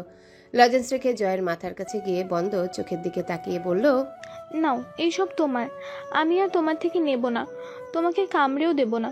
তুমি যত খুশি খেতে পারো, আর কুমড়ো পটাশ নামে ডাকবো না। শুধু তুমি ঠিক হয়ে যাও। তোমাকে এমন দেখে আমার একটুও ভালো লাগছে না, কেমন যেন অনেক বেশি কান্না পাচ্ছে। তুমি একটাবার ঠিক হয়ে যাও, তারপর আর আমি আন্টির কাছে তোমার নামে বিচার দেব না। আমরা ভালো বন্ধু হয়ে যাব, আর আরই করবো না। সাদা কাপড়ের কাপড়ে সুন্দর করে মুড়িয়ে খাটিয়ায় শুইয়ে রাখা হয়েছে রৌদ্রকে। একে একে সবাই আসতে দেখে আহাজারি করছে। শাহানারা কান্না করতে করতে যেন চোখের পানি ফুরিয়ে গেছে। জয় এখনো হসপিটালের বেডে। শশী মোটামুটি সুস্থ, তবে এখনো শরীর দুর্বল। শাহানারাকে সমুদ্রের কথা এখনো জানানো হয়নি। এক ছেলের শোকে কেমন পাথর হয়ে গেছে। আরেক ছেলের মৃত্যুর কথা সহ্য করতে পারবে না। সকাল 10টা নাগাদ জানাজা। পুলিশ ড্রাইভার দুজনকে অ্যারেস্ট করেছে। এখনো তদন্ত চলছে। এটা শুধুই অ্যাক্সিডেন্ট নাকি অন্য কোনো চক্রান্ত। শশী শাশুড়িকে সান্ত্বনা দিচ্ছে। এখনো ও বা ইমরান কেউই মুখ খুলেনি। আগে রৌদ্রের কাজটা শেষ হোক, তারপর না হয় ব্যবস্থা হয়ে যাবে। দুটো দিন শরীরের উপর এত ধকল গিয়েছে যে এখন সামান্য কোনো কিছুতেও ভয় লাগছে। বাড়িতে মানুষের সমাগম। শশী কখন থেকে ইমরানকে খুঁজতেছে, কিন্তু কোথাও ইমরানকে পায়নি। তখন অনেক ভয় পেয়ে গিয়েছিল। ভেবেছিল হয়তো ইমরানকেও ওরা রৌদ্রের মতো চিরতরে শেষ করে দিয়েছে। বেলা বাড়ছে, জামশেদ সবাইকে তাড়া দিল। এভাবে এত সময় মুর্দা রাখা ঠিক নয়, তার আত্মার কষ্ট হয়। 4 জন খাটে 4 পায়া যখনই ধরতে যাবে, তখনই সাদা রঙের বড় গাড়িটা গেট দিয়ে ভেতরে প্রবেশ করলো। সকলে সেদিকে তাকাতেই গাড়ির দরজা খুলে একে একে আর্মি ইউনিফর্ম পরা কয়েকজন বেরিয়ে আসলো। ইমরান ও গাড়ি থেকে নেমে পুনরায় ভিতরে হাত বাড়িয়ে দিল। একটা ট্রাউজার আর গেঞ্জি পরা সমুদ্র গাড়ি থেকে বেরিয়ে আসলো। দুজন দুদিক থেকে ধরে আছে। মাথা থেকে পা অবধি ক্ষতবিক্ষত শরীর, মুখের এক অংশ আধপোড়া। সমুদ্রকে দেখে সকলে অবাক হয়ে তাকিয়ে আছে। কাল থেকে আজ অবধি এখন যে মানুষটা সকলের কাছে মৃত ছিল, হঠাৎ থেকে জীবিত অবস্থায় দেখলে যে কারোরই অবাকই হওয়ার কথা। ইমরান অন্য একজনের কাঁধে ভর দিয়ে সমুদ্র রৌদ্রের খাটিয়ার কাছে আসলো। সাবধানে হাঁটু মুড়ে বসে রৌদ্রের স্নিগ্ধ মুখটার দিকে তাকালো। নিষ্পাপ পবিত্র টলটলে চেহারাটা, যেন এখনই চোখ মেলে তাকাবে। সমুদ্র এক ধ্যানে কিছুক্ষণ রৌদ্রের বন্ধ চোখের দিকে চেয়ে থাকলো, কিন্তু কই, রৌদ্র তো একটা বারের জন্য চোখ মেলে তাকালো না। সমুদ্র ইমরানের কাঁধে ভর দিয়ে উঠে দাঁড়ালো। ইশারায় রৌদ্রকে নিয়ে যেতে বলল। সকলে রৌদ্রর খাটিয়া কাঁধে নিয়ে সামনের দিকে এগুলে হঠাৎ শাহানারা চোখ মেলে তাকালো। কান্না করতে করতে জ্ঞান হারিয়েছিল। কেউ আর জ্ঞান ফিরায় নাই। জ্ঞান ফিরে রৌদ্রকে নিয়ে যেতে দেখে চিৎকার করে কেঁদে উঠল। সমুদ্রকে দেখে দৌড়ে গিয়ে সমুদ্রর বুকে পড়ে কাঁদতে কাঁদতে বিলাপ করতে লাগলো। সমুদ্রের কষ্ট হলেও সেটা প্রকাশ করলো না। মায়ের মাথায় হাত রেখে বলল, কেঁদো না মা। শাহানারা কান্না করতে করতে আবারও জ্ঞান হারিয়েছে। এবার সকলে মিলে ওনাকে ধরে রুমে নিয়ে গেল। সমুদ্রকে রুমে নিয়ে যেতে চাইলে হাত উঁচিয়ে বাধা দিল। ওখানেই বসে রৌদ্রর নিয়ে যাওয়ার দিকে তাকিয়ে থাকলো। রৌদ্রকে ওদের বাড়ির পেছনের দিকটাই কবর দেওয়া হবে। ইমরান আশেপাশে তাকিয়ে শশীকে খোঁজার চেষ্টা করলো। শশী এখন সমুদ্রকে সামলাতে পারবে, কিন্তু পেল না। হয়তো আছে কোথাও। সমুদ্র ইমরানকে বলতে ইমরান সমুদ্রকে ধরে ওর রুমে দিয়ে আসলো। শরীরটা ভালো লাগছে না বিধায় রুমে এসে বসেছিল শশী। বিছানার উপর হাঁটু মুড়ে বসে দুহাত ভাঁজ করে হাঁটুর উপর রেখে সামনে মাথা দিয়ে বসেছিল। রৌদ্রের সাথে দেখা হওয়া, কথা বলা সবটাই মনের মধ্যে কেমন উতলে উঠছে। থেকে থেকে হেঁচকি তুলছে। কান্না করার ফলে মাথাটাও ভীষণ ব্যথা করছে। কখনো এভাবে কাছের কাউকে হারানোর ব্যথা পায়নি, এজন্যই কষ্টটা বেশিই হচ্ছে। হঠাৎ দরজা খোলার আওয়াজ পেয়ে শশী মাথা তুলে সেদিকে তাকালো। দেখলো ইমরান সহ আরো একজন সমুদ্রকে ধরে রুমে আনছে। শশী সমুদ্রকে দেখে তড়িঘড়ি করে বিছানা থেকে নামলো। নেমে একপাশে দাঁড়িয়ে টলমল চোখে সমুদ্রের দিকে তাকিয়ে আছে। ইমরান সমুদ্রকে সাবধানে বিছানায় বসিয়ে দিয়ে এক পলক শশীর দিকে চেয়ে বেরিয়ে গেল। যাওয়ার আগে সাবধানে দরজাটা ভিড়িয়ে দিয়ে গেল। সমুদ্র খাটের সাথে হেলান দিয়ে বসে আছে। চোখ দুটো লাল হয়ে আছে, হয়তো কান্না না করার দরুন এমনটা হয়েছে। বাঁ হাতে মাথাটা চেপে ধরে পাশে শশীর দিকে তাকালো। দেখলো শশী চোখ ভর্তি পানি নিয়ে সমুদ্রের দিকে করুণ দৃষ্টিতে তাকিয়ে আছে। সমুদ্র হাতের ইশারায় শশীকে নিজের কাছে ডাকলো। শশীও নিঃশব্দে সমুদ্রের দিকে এগিয়ে আসলো। আস্তে করে পাশে বসতেই সমুদ্র শশীর মাথাটা নিজের বুকে রাখলো। ব্যাস, এটাই বুঝি দরকার ছিল। সমুদ্রের বুকের কাছে গেঞ্জি এর দু হাতে চেপে ধরে জোরে জোরে কান্না করতে করতে শশী বলে উঠল, আমি পারিনি সমুদ্র, আপনার দেওয়া দায়িত্ব আমি পালন করতে পারিনি। আমি রৌদ্র ভাইয়াকে বাঁচাতে পারিনি। জয়কেও দেখে রাখতে পারলাম না। হসপিটালে বেডে শুয়ে না জানি ছেলেটা কত কষ্ট পাচ্ছে। আমায় মাফ করে দিন সমুদ্র, আমি কিচ্ছু দেখে রাখতে পারিনি। ক্রমশ শশীর কান্না বেড়েই চলেছে। সমুদ্র শশীর মাথাটা বুকে চেপে ধরে শক্ত চোখে বাইরের দিকে তাকিয়ে আছে। শশীকে থামালো না, নিজে কোনো শব্দ মুখ দিয়ে বের করলো। শুধু চুপ করে এক ধ্যানে বাইরের দিকে তাকিয়ে আছে। আজকের বিশেষ খবর, গতরাতে হাইওয়েতে মাদক সেবন করে গাড়ি চালানো অ্যাক্সিডেন্টে মন্ত্রী আশফাক মির্জার একমাত্র ছেলে জোসেফ মির্জা নিহত। তার ডেড বডি সকালে পুলিশ ব্রিজের নিচে নদী থেকে উদ্ধার করেছে। জানা গেছে অতিরিক্ত মাদক সেবন করে গাড়ি চালানোর ফলে গাড়ির নিয়ন্ত্রণ হারিয়ে নদীতে পড়ে যায় এবং তিনি ওখানেই মারা যায়। তদন্ত চলছে, বাকি খবর পেতে আমাদের সাথেই থাকুন। ফিরে আসছি ছোট্ট একটা বিরতির পর। মুঠোফোনে খবরটা শুনতে বাঁকা হেসে সামনের দিকে তাকালো সমুদ্র। মাঝে পেরিয়ে গেছে অনেকগুলো দিন চলে গেছে। বাড়িতে আসা আত্মীয় বন্ধু বান্ধবরাও চলে গেছে, কিন্তু শোকের রেশটা এখনো যেন গিয়েও যাচ্ছে না। সমুদ্র মোটামুটি সুস্থ, পায়ের আঘাতটা এখনো তেমন সারেনি। হাঁটতে গেলে খুঁড়িয়ে হাঁটতে হয়। মুখের এক অংশে ঘা অর্ধেক শুকিয়ে গেলেও দাগটা বেশ ভালোই বোঝা যায়। রাস্তার পাশে গাড়ি থামিয়ে তাতে হেলান দিয়ে দাঁড়িয়ে আছে সমুদ্র। এই সেই রাস্তা যেখানে রৌদ্র মৃত্যু যন্ত্রণায় কাতরাচ্ছিল। জয় কাটা মুরগির মতো ছটফট করছিল। শশী একটু সাহায্যের আশায় অসহায় হয়ে দিক বেদিক ছুটছিল। এই কথাগুলো মনে হতেই নিজের উপর রাগ হয়। কেন সে তার পরিবারের বিপদের সময় পাশে থাকতে পারল না? তার দায়িত্বের কাছে সে হেরে গেল। কিভাবে থাকতো তখন সে তার পরিবারের কাছে? তখন যে তার মুখের দিকে চেয়েছিল শত শত লাখো পরিবার। সে যদি তার পরিবারের কথা ভেবে তার দায়িত্ব থেকে পিছিয়ে আসতো, তাহলে শত শত মানুষের প্রাণ যেত। তার কাজই তো এটা, নিজের জীবনকে বিপদে ফেলে দেশকে রক্ষা করা, দেশের মানুষকে রক্ষা করা। সমুদ্রের এসব ভাবনার মাঝে এই পাশ থেকে ইমরান বলে উঠল, এরপর কি হবে সেটা সময়ের উপর ছেড়ে দাও ইমরান, সময় ঠিক সিদ্ধান্ত নেবে। সমুদ্রের কথা শুনে ইমরান সমুদ্রের দিকে তাকালো। যদিও খবর বলছে জোসেফের মৃত্যু কিভাবে হয়েছে, তবে সে তো জানে আসল ঘটনাটা কি। ইমরান সমুদ্রের সামনে গিয়ে বলল, আই লাভ ইউ স্যার, আমি কি আপনাকে একবার জড়িয়ে ধরতে পারি? ইমরানের কথা শুনে সমুদ্র ইমরানের দিকে তাকালো। ঠোঁটের কোণে বাঁকা হাসি ফুটিয়ে ইশারায় ইমরানকে নিজের কাছে ডাকলো।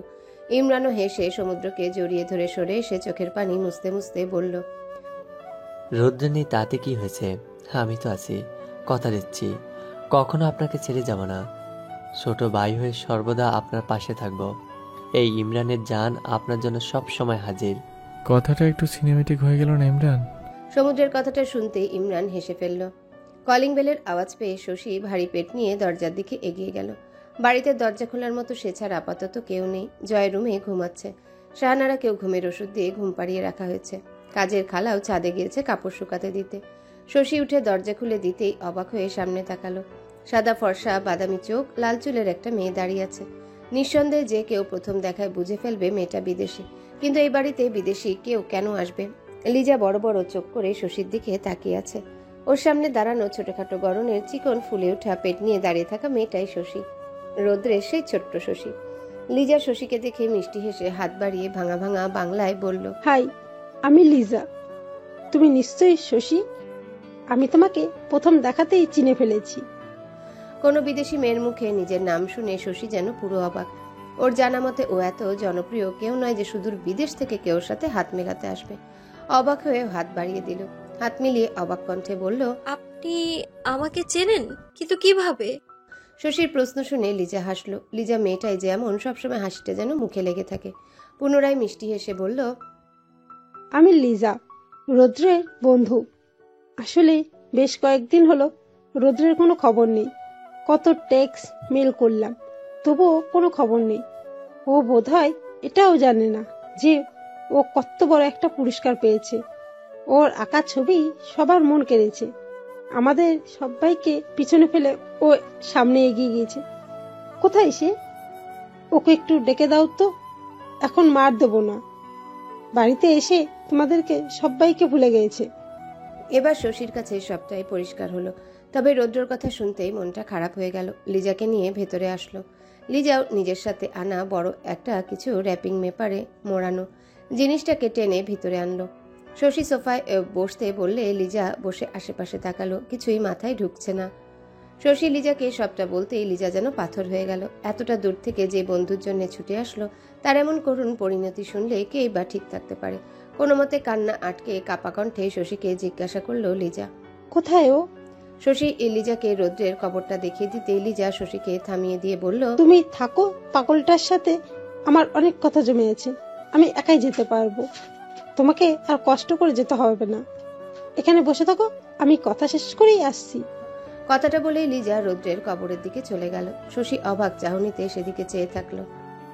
কই, রৌদ্র ভাইয়া তো বলেনি কখনো লিজা নামের তার কোনো বন্ধু আছে। তুমি অনেক স্বার্থপর রৌদ্র। সবাইকে শুধু দিয়েই গেলে, কখনো কিছু নিয়ে গেলে না। জানো, আমি আজকে তোমার শশীকে দেখেছি। তুমি ঠিকই বলেছিলে, তোমার শশী ছবির থেকেও সুন্দর। ওই রং তুলি তার সৌন্দর্যকে ক্যানভাসে মেলে ধরতে অক্ষম।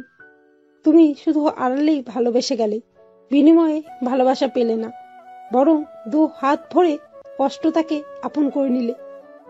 তুমি চেয়েছিলে তোমার সত্যিটা কেউ কখনো না জানো।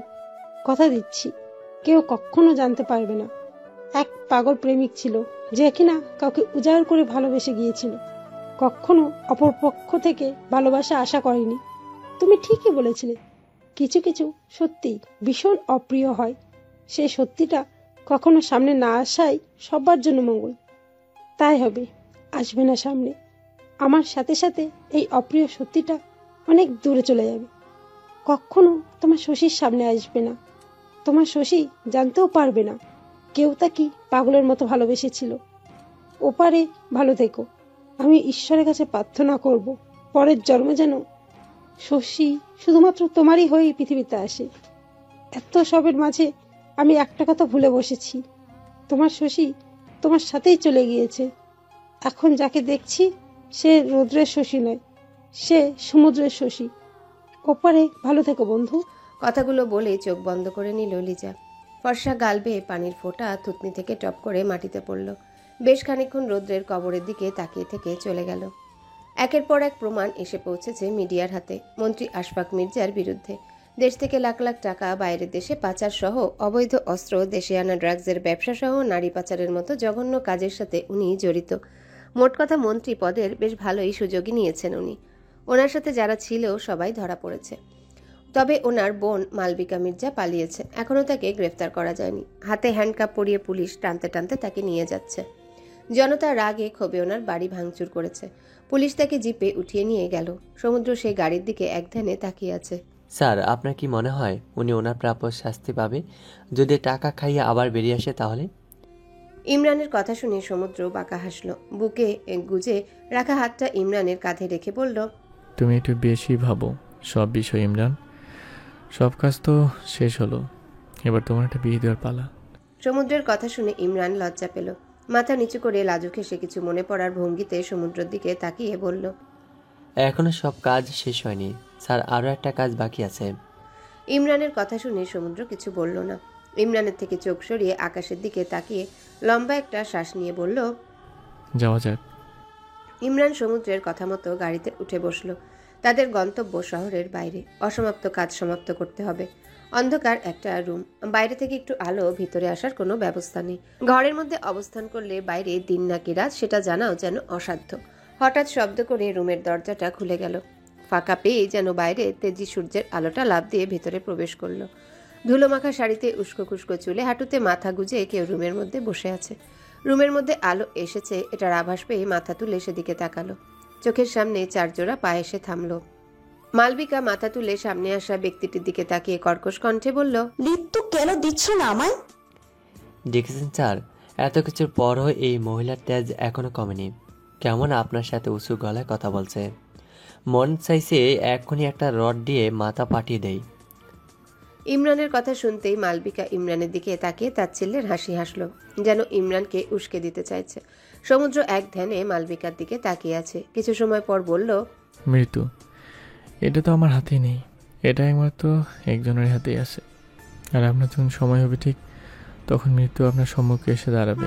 তবে হ্যাঁ, আপনাকে মৃত্যুদণ্ড দেওয়া আমার হাতে না থাকলেও শাস্তি তো দিতেই পারি। আর আপনার শাস্তি হলে এটা, এই অন্ধকার ঘর, এখানে বসে প্রতিটা মিনিট, সেকেন্ড, ঘন্টা আপনি মৃত্যুর জন্য অপেক্ষা করবেন। বুঝতে পারবেন মৃত্যু না হয়ে মৃত্যুর যন্ত্রণাটা কত কঠিন। এটাই আপনার শাস্তি। কথাগুলো বলে সমুদ্র বেরিয়ে আসলো। সমুদ্রের পিছন পিছন ইমরানও বেরিয়ে গেল। মুহূর্তের মধ্যে রুমটা আগের ন্যায় অন্ধকারে মিলিয়ে গেল। তবে সেই অন্ধকার থেকে মালবিকার আহাজারি শোনা যাচ্ছে। চিৎকার করে সমুদ্রের কাছে মৃত্যু ভিক্ষা চাইছে। কিন্তু সমুদ্র তার কান অবধি কথাটা পৌঁছাতেই ভিতরে কেমন একটা পৈশাচিক শান্তি অনুভব করছে। গাড়িতে গিয়ে বসতেই ইমরান সমুদ্রের দিকে তাকিয়ে বলল, স্যার, আবার কোথায় যাব? রোদ্দুরের কাছে। কাঁচা বাঁশের কাবাড়ি এখনো কেমন নতুনই আছে। নতুন থাকবেই বা না কেন, কদিনই বা হলো। এই তো সেদিনকার কথা। রৌদ্রকে ছোট দুটি হাতে সমুদ্র নিজের কোলে তুলে নিয়েছিল। ছোট নরম দেহটা বড় ভাইয়ের উষ্ণতায় কেমন চুপ করে টুকুর টুকুর চোখে তাকিয়েছিল সমুদ্রের দিকে। গাড়ি থেকে নেমে উজু করে সোজা রৌদ্রর কাছে চলে এসেছে সমুদ্র। কবরের পাশে বসে কিছুক্ষণ এক ধ্যানে তাকিয়ে থেকে নরম কণ্ঠে বলল, তোর বাবাকে মনে আছে? হয়তো আসে। বাবাকে তো খুব অল্প সময় পেয়েছি, আর জয় তো বাবাকে দেখেই নেই। এই দুই হাতে তোমাদের দুটোকে মানুষ করেছি, বকেছি, শাসন করেছি, আবার ভালোবেসেছি। দুটোর একটাও কখনো আমার কথার অবাধ্য হোসনি। যখন যা বলেছি তাই শুনেছিস। তাহলে আজকে এত অবাধ্যতা কেন? এত করে ডাকার পরেও কেন আমার কথা শুনিস না? তুই কবে এত অবাধ্য হয়ে গেলে রৌদ্র? কথা ছিল আমরা তিন ভাই মাকে সব সময় খুশি রাখবো। বাবা তো মাকে একা ফেলে চলে গেল, কিন্তু তুইও যেভাবে মাঝপথে হাত ছেড়ে বাবার মতো চলে যাবে ভাবিনি। হ্যাঁ, সব দায়িত্ব কি আমার একা? তোর কোনো দায়িত্ব নেই? সেই ছোটবেলা থেকে এক হাতে সবটা সামলে আসছি। আর কত? আমারও তো বয়স হচ্ছে, এত কষ্ট আমি আর নিতে পারছি না। তোর উচিত নয় কিছু দায়িত্ব নেওয়া? বড় ভাইয়ের কাঁধে সবটা দায়িত্ব দিয়ে কি আর আমি না ঘুমিয়ে আসিস? যেন কোনো চিন্তাই নেই। দায়িত্বশীল শক্ত সামর্থ্য অফিসারটাও আজকে যেন অবুঝ বাচ্চা হয়ে গেছে। জানে রৌদ্র ফিরবে না, তবুও পাগলের মতো রৌদ্রকে ডেকে যাচ্ছে। এই শক্ত মানুষটাও যেভাবে কাঁদতে পারে তা সকলের অজানাই বটে। শরীর কেমন কেঁপে কেঁপে উঠছে। হঠাৎই সমুদ্রের কাঁধে কেউ হাত রাখলো। সমুদ্র তড়িঘড়ি করে চোখের পানি মুছে নিজেকে সামলে নিয়ে পিছনে ফিরে তাকালো। শশী দাঁড়িয়ে আছে, চোখে টলমল করছে পানি। শশীকে দেখেই সমুদ্র উঠে দাঁড়িয়ে রাগী সুরে বলল, তোমাকে এখানে আসতে কে বলেছে? আর এই অবস্থায় সিঁড়ি ভেঙে নিচে নেমেছো কেন? আর একটু কান্না করুন না, তাহলে নিজেকে হালকা লাগবে, নয়তো গুমড়ে গুমড়ে ভেতরে ভেতরে শেষ হয়ে যাবে। আজকাল বড় বেশি কথা বলা শিখে গেছো। এত কথা শিখেছো কোথায়? কথাটা বলেই সমুদ্র শশীকে কোলে তুলে নিল। শশীও দুই হাতে সমুদ্রের গলা জড়িয়ে ধরে সমুদ্রের শক্ত গালে নরম ঠোঁটের চুমু দিয়ে মুচকি হেসে তাকালো। সমুদ্র সামনের দিকে হাঁটতে হাঁটতে বলল, দিন দিন এত ভারী হয়ে যাচ্ছ, একটু কম কম করে খেতে পারো না? সমুদ্রের কথায় শশী কপট রাগ দেখিয়ে বলল, হ্যাঁ, নিজেই রাত দিন ঠুসে ঠুসে খাইয়ে মোটা বানিয়ে এখন আবার খোটা দিচ্ছেন। আর আপনি কি আমায় একা কোলে নিয়েছেন নাকি? আমাদের দুজনকে একসাথে কোলে উঠাইছেন, তাই তো এমনটা হচ্ছে। সমুদ্র কিছু বলল না, চুপচাপ সামনের দিকে হাঁটতে লাগলো। পুরো রুম জুড়ে রং তুলি আর কাগজ দিয়ে ভর্তি। মেঝেতে রং বেরঙের বোতল গড়াগড়ি খাচ্ছে। কোথাও কোথাও কাগজ পেন্সিল দিয়ে কিছুর অর্ধেক এঁকে সেটা ফেলে দেওয়া হয়েছে। টুকরো টুকরো করে বেশ কাগজ জমা হয়েছে মেঝেতে। যে কেউ এক দেখায় চোখ বন্ধ করে বলে দিতে পারবে এই রুমের মালিক আঁকতে বেশ ভালোবাসে। জোনাকি রুমের সামনে এসে হতাশ চোখে নিচে তাকালো। তারপর কোমরে হাত রেখে রুমে ঢুকতে ঢুকতে সামনে ক্যানভাসে কিছু আঁকতে থাকা 7 বছরের একটা ছোট্ট মেয়েকে উদ্দেশ্য করে বলল, তোকে পেটে নিয়ে তোর মা যেসব কাণ্ড করেছিল, আমি তো ভেবেছিলাম তুই বড় হয়ে হয়তো কোনো পুলিশ বা আর্মি হবি, কিন্তু তুই তো দেখি পুরো উল্টা।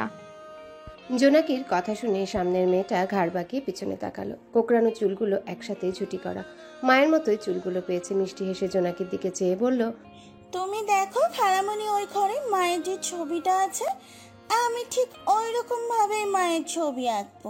আচ্ছা আঁকিস মা, এখন আয় আমার কাছে আয়। চুলগুলো কি একটা অবস্থা, আর মুখে এসব কি লেগে আছে? এই তোর মা কোথায় রে? মেয়েকে এভাবে ছেড়ে কোথায় গিয়ে বসে আছে? কে? আম্মু? আম্মু তো রান্নাঘরে, আব্বুকে আমি দিচ্ছি। কথাটা শুনেই জোনাকির বিষম লাগলো। পরক্ষণে মনে পড়ল কালকে রাতেই সমুদ্র বাড়ি এসেছে, কিন্তু এই মুহূর্তেও সামনে থাকা অফিসার সমুদ্রের একমাত্র কন্যা। অথই যা বলল তাতে জোনাকির কান গরম হয়ে গেছে। আমতা আমতা করে অথইকে বলল, এসব বলতে হয় না সোনা। আর এসব তোকে কে বলেছে? কে আবার? ছোট্ট চাচু বলেছে।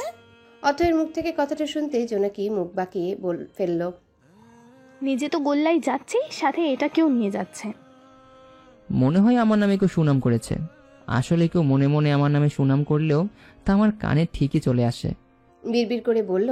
পেছন থেকে জয় কথাটা বলতে জোনাকি পেছনে ফিরে তাকালো। জয়কে দেখে অথয় দৌড়ে গিয়ে জয়ের কাঁধে ঝুলে পড়ল।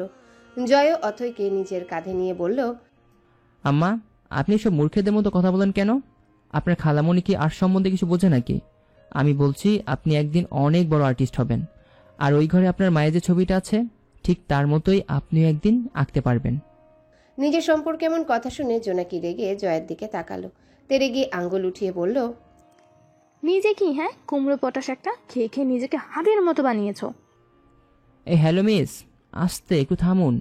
এই যে মার্সেল দেখছেন, এটা দিয়ে একটা মারলে না আপনাকে আর খুঁজেই পাওয়া যাবে না। নিজে কি মুটকি একটা। হ্যাঁ খালামণি, চাচুর বডি দেখেছো? একদম সাল্লুর মতো। তুই দেখ, আমি থাকবোই না। এই বাসায় আসাই আমার ভুল। আমি আজকেই চলে যাব। সমুদ্র ভাইয়াকে বলবো আমাকে দিয়ে আসতে। রাগে রাগে কথাটা বলে জোনাকি বেরিয়ে গেল। জয় অথয়কে কাঁধ থেকে নামিয়ে সামনে দাঁড় করালো। জোনাকি যাওয়ার দিকে তাকিয়ে বাঁকা এসে অথয়ের দিকে তাকালো। খালামণি রাগ করলো কেন চাচু? আরে বাদ দেন, আপনার খালামণি তো মাসে 30 দিনের 30 দিনই রেখে থাকে। আচ্ছা চাচু, ওই ঘরে যে আম্মুর বড় একটা ছবি, ওটা বড় চাচু এঁকেছিল তাই না? আম্মা, আমিও একদিন ঠিক বড় চাচুর মতন আঁকা শিখবো। এখন তুমি যাও তো, আমাকে আমার কাজ করতে দাও। আমার কত কাজ বাকি এখনো। কথাটা বলেই অথই পুনরায় নিজের কাজে ব্যস্ত হয়ে গেল। জয় সেদিকে তাকিয়ে হেসে রুম থেকে বেরিয়ে গেল। কবে আসা হবে শুনি? কেন, কেউ কি আমি মিস করবে বুঝি? মিস করতে বইই গেছে। ছাদের রেলিং এর উপর ভর দিয়ে দাঁড়িয়েছিল জোনাকি। তখনই জয় এসে জোনাকির পাশে দাঁড়ালো। জয়কে দেখে জোনাকি কথাটা বলে চুপ হয়ে গেল। কেউ কোনো কথা বলল না। খানিকক্ষণ নীরবতার পর জয় আকাশের দিকে তাকিয়ে বলল, কেউ যদি আমার জন্য অপেক্ষা করে তাহলে তাড়াতাড়ি ফিরে আসবো, আর অপেক্ষা যদি না করে তাহলে ফিরে এসে কি লাভ? কতদিনের এটা? আমার জানা মতে হয়তো বছরখানিক লাগবে। এতগুলো দিন না দেখে থাকতে পারবে বুঝি মানুষ? জোনাকির কথা শুনে এবার জয় হেসে ফেলল। পাশে এক পা টেনে জোনাকির পাশাপাশি দাঁড়িয়ে বলল, ম্যাডাম, আপনার বোনের বর বলেছে কোনো চাকরি না পেলে তার শালিকার জন্য এ অধম অযোগ্য, তাই জন্যই তো এত অপেক্ষা। তবে আমার জানা মতে অপেক্ষার ফল মিষ্টি হয়। অপেক্ষা করব ফিরে আসার। ফিরে না আসলে একদম মেরে ফেলবো। এই কুমড়ো পটাশ তো সেই কবেই এদের প্রেমে পড়ে মরে ভূত হয়ে গাছে গাছে ঘুরে বেড়াচ্ছে। জয়ের কথা শুনতেই জোনাকি হেসে ফেলল। জয়ও মুচকি হেসে তার প্রেয়সীর হাসি মুখের দিকে চেয়ে থাকলো। কেবল তো কালকেই আসলেন, এত শীঘ্রই চলে যাবেন কেন? কেন, আদর কম হয়েছে বুঝি? আর তাছাড়া আমি এখনো 1 সপ্তাহ থাকবো, চিন্তা নেই। এই 1 সপ্তাহের একদিনও বাদ দেব না আদর করতে। সমুদ্রের কথা শুনে শশী সমুদ্রের বাহুতে মারল। এখন রাতের মধ্য অংশ চলছে। ভালোবাসাবাসি শেষে সমুদ্রের খালি বুকে শুয়েছিল শশী। তখনই কথাটা বলল সমুদ্র।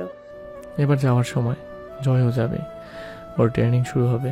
সমুদ্রের বুক থেকে মাথা তুলে সমুদ্রের মুখের দিকে তাকিয়ে শশী বলল, আমার কি মনে হচ্ছে বলুন তো, অথই তো তবুও আপনাকে আপু রেখেছে, কিন্তু এবার যেটা আসছে সে আর আপনাকে আব্বুর ডাকবেই না, সে তো সোজা দাদু ডাকবে আপনাকে।